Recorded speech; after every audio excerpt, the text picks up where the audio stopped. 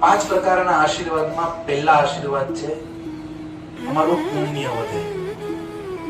જો માંગવા જેવું ઈશ્વર પાસે કઈ હોય તો અમારું પુણ્ય વધે એવું પહેલું માંગવું જોઈએ. શું કામ? તો આપણે વ્યવહારમાં ઘણી વખત સાંભળેલું હશે કે 20 વર્ષનો જુવાન જો છોકરો ગાડી લઈને જતો હોય, ભયંકર એક્સિડન્ટ થાય અને માંડ કરીને બચી જાય ને, એટલે આખું ગામ એવી વાતો કરે કે ગઈડાના કોઈ ના ડાયો, ત્યાં બીજું કઈ આડું આવતું નથી. શાસ્ત્ર પણ એવું જ કે છે કે રક્ષંતિ પુણ્યાની પુરા કૃતાની. કોઈ પણ પરિસ્થિતિની અંદર આપણું રક્ષણ કરવા માટે જો કોઈ સમર્થ હોય તો એ આપણા પૂર્વના કરેલા પુણ્ય કર્મ છે.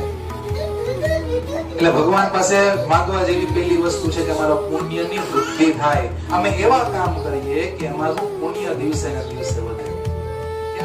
ત્યાર પછી બીજા આશીર્વાદ ભગવાન પાસે આપણે એવા માંગવાના કે અસ્તુ કલ્યાણમ, અમારું કલ્યાણ થાય.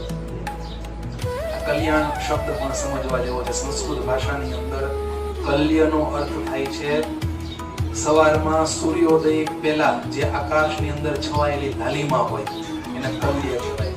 એનું પણ એટલે કે એની વૃદ્ધિ થવી એને કહેવાય કલ્યાણ. તમારું કલ્યાણ થાય એવા અમે કર્મ કરીએ. ત્રીજા આશીર્વાદ છે વૃદ્ધિ, કર્મ વૃદ્ધિના. અમારું કર્મ દિવસે ને દિવસે વૃદ્ધિ પામે.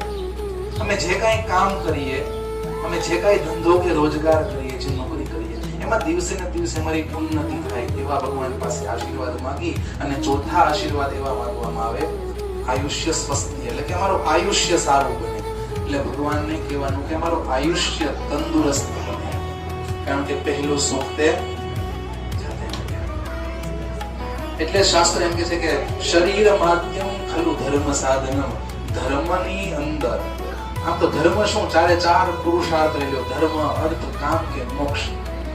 એની અંદર જો મહત્વનું કોઈ સાધન હોય તો એ આપણું શરીર છે. શરીર સ્વસ્થ હોય તો જ ધર્મ છે, અર્થ, કામ અને મોક્ષ બધું પ્રાપ્ત કરી શકીએ. એટલે ભગવાન પાસે ચોથા આશીર્વાદ આપણે એવા માંગવાના કે અમારું આયુષ્ય સારું બને. અને પાંચમા આશીર્વાદ છે અસ્તુ શ્રીહી. જે 10 પ્રકારના શુભ લક્ષ્મી છે એ નિત્ય અમારી ઘરે નિવાસ કરે. એમાં ધન લક્ષ્મી પણ આવે. માંગવાના જ છે પૈસા ભગવાન પાસે, પણ ક્યારે ખબર? પાંચમા, છેલ્લા. અત્યારની તકલીફ શું છે? છેલ્લે માંગવાનું છે સૌથી પહેલા માંગી દે, અને પુણ્ય જે સૌથી પહેલું માંગવાનું છે આપણે છે છેલ્લે માંગીએ.